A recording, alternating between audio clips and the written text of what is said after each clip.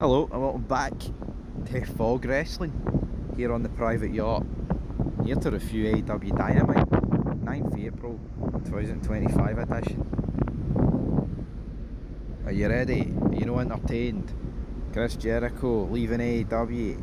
Oh aye, I'm ready to talk about it. The question is, are you, brother? I'm ready. Tell you what, not that windy on the Private Yacht today.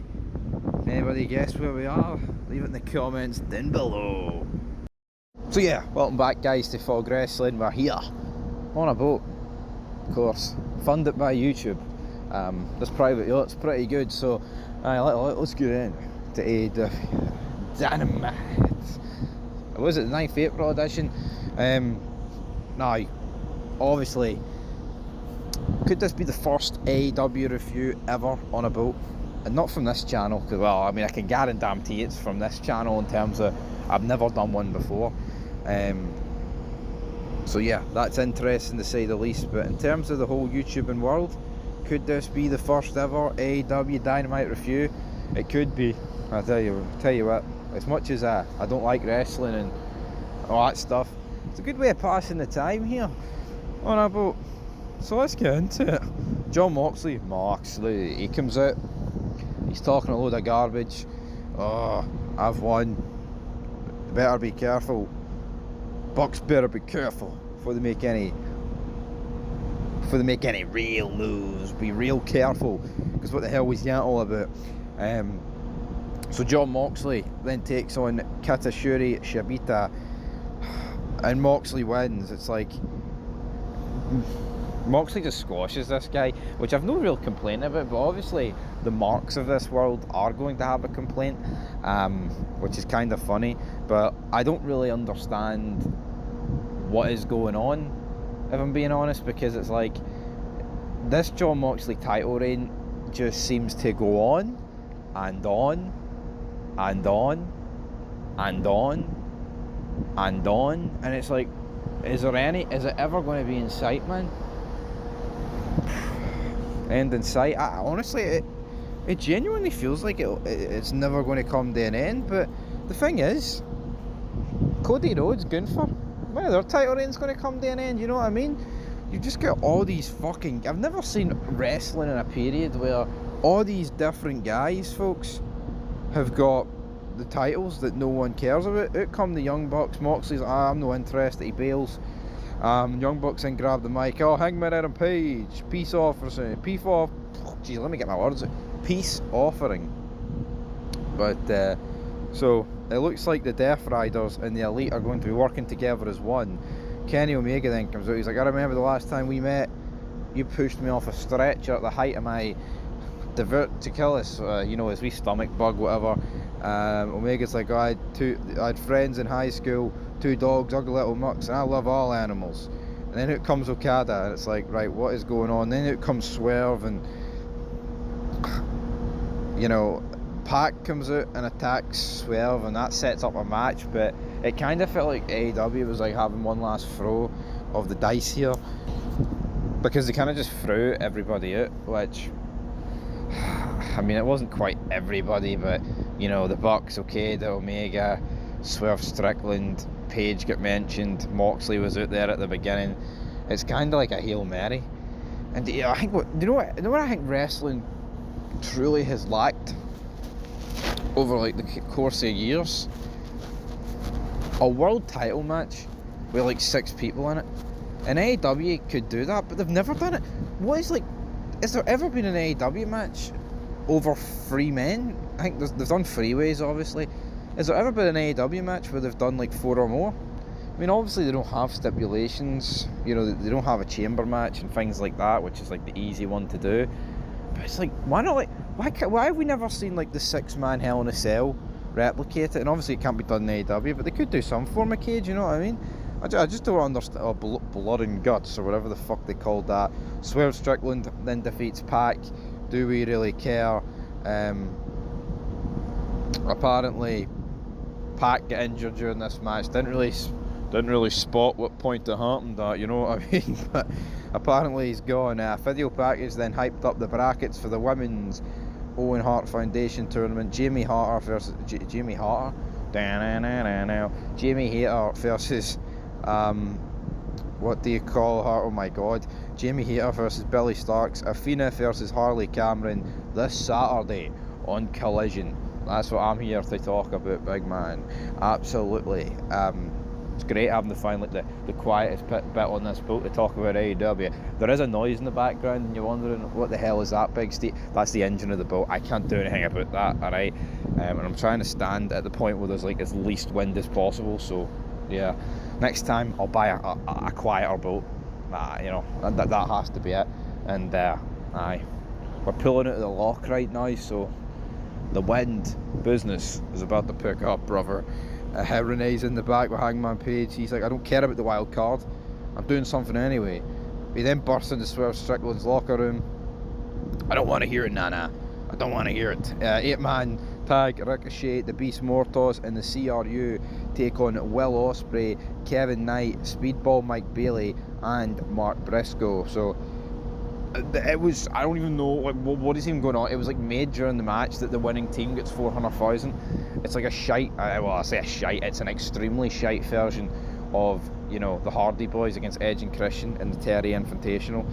Just a fucking throwaway match, and apparently the winner got 400 grand, brilliant. Shite flips, shite fun spots, and the crowd got on their feet, brother.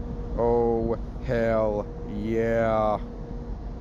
Now I've tried moving around to the other side of the boat, but there is no sun on this side of the boat, and I tell you what, despite the temperature in the UK actually rising recently, I say that like we're all about to die or something. It's hitting like 20 degrees a day, but in the morning it's 2 degrees. Now it's not 2 degrees right now, it's like 5 or 6, but anyone with a brain can work out that if you're on a boat, it's going to feel colder than that. So I need to head round back to the sun and talk about AEW Dynamite. But yeah, that match that I just talked about there, you know, fancy flips, fun spots, got the crowd on its feet. Yeah, brilliant. Who cares? Shite. I don't care about it, man. Honestly, it's utter crap. But anyway, we then got a video recap of what the FTR did on Adam Copeland. Bye bye. Even though we say bye bye for Adam Cole, who really cares? God, that sounded like the boat was about to come down on me. Excalibur then points out that Adam Copeland is out indefinitely. Tony Schiavone points out that then he has discussed it with FTR, and that Dak's daughter is even disappointed in them. It's like, what? What does that even mean? You know what I mean? It's just fucking crap. You know what I mean? It don't mean shit, pal. It really don't. MVP then comes out with Bobby Lashley and Shelton Benjamin. No stopping. Now, the Hurt Syndicate official announcement, bravo. And then it's just like, what's happening here? MJF then comes out, another title defense. Hey guys, we hurt people, right? And it's like, why is MJF, why are they even like teasing this? I don't know. Lashley tells Max to shut his mouth. Max first up, and MVP gives him a thumbs up. Shelton gives him a thumbs in the middle, and Lashley gives him a thumbs down. And it's like at this point, well, I mean, I get it. Bobby Lashley doesn't want him in. I don't even know what to make of this, to be honest. You know, the MJF, Bobby Lashley, two guys that should be in the world title picture, not having a wee bit of a beef about if MJF's allowed to join the crew or not. That's just my humble opinion on the matter. But yeah, you know, Bobby Lashley should be having matches against, you know, I mean, he should be having matches against people that are in this company. You know, Bobby Lashley, I mean, he's a decent level star for what we've got. Renee's Penelope Ford, or no, she's not Penelope Ford, but she's with Penelope Ford and Megan Bain. Storm's barely survived. The division needs to be ready, and I will take them and make them bow down. Storm appears right. The winner of the Owen Hart's Cup gets a shot at my title. All in, tits up, you know the score. She leaves. Chris Statlander versus Thunder Rosa. Chris Statlander picks up the victory. Brilliant. Fan Dabby Dozy. That's what we're here to talk about, my friends. This one looked like it had a lot more potential, buddy. But it was fine compared to the intensity we've seen in previous Owen Hart tournaments. It just feels a little behind, according to Wrestle Headlines. So, yeah, Statlander then helped fund her up, and they both embrace. Brilliant. Don Callis is with Kyle Fletcher and Takeshka. We head, well, I mean, Callis basically says that we're probably going to head to a Takeshka Fletcher final, and we're now accepting new members. Send your resumes, your pictures, and your bank account number to Don Callis. Alright, Don, can you give me some money, Don? Don Callis, please. The Undisputed Kingdom arrive, then Chris Jericho comes out. Bill's like, Jericho's one of the goats. Jericho's like, that's not why I brought you here. It may be Bill's fault they lost this match, but I don't believe that. I'm not angry, I'm just disappointed. He then destroys the set. So what is next for Chris Jericho? No real idea. Is he leaving AEW? I mean, there's a lot of talk recently about him joining WWE for like one last match. I mean, I would like to see that. Chris Jericho was a legend, absolutely. I'm not going to hear what anybody says, because he's in AEW. I mean, he's fucking 20 times the wrestler, 100 times the wrestler, fucking Cody Rhodes and Roman Reigns, isn't he, like, at the end of the day? So, yeah. We then got a video package of Anthony Bowens on Sunday. He defeated Max Caster on the pre-show. That's how good their wee feud is on the pre-show. Alicia Tout was backstage with the Hurt Business. But you see the way in AEW, right, that Alicia Tout and MJF are going out, but they don't even address it here. Like, she interviews him, and MVP and Lashley don't even reference it. Well, I say don't even reference it. That's according to Wrestle Headlines, brother. Maybe they did reference it in the actual promo, but I'm going to assume they didn't. But yeah, we move on. Death Riders versus the Ops. Death Riders versus the Ops. Death Riders versus shit, pal. This ain't good. This ain't good enough for me. What happened then? The Ops won. Who gives a fuck about this match, man? Let's just be brutally honest. Just a big brawl at the middle, at the end of the match, and the Ops wanted the trio titles. They wanted a fist fight. They got it, and it's just a big shite way to end the pay-per-view. And yeah, I'll be honest. This just isn't cutting the mustard. AEW. They need to try something a wee bit better than this, don't they, at the end of the day? Anyway, guys, leave your thoughts down below. That's it for Big Stevie here, talking about AEW Dynamite on the boat. And, yeah, signing out.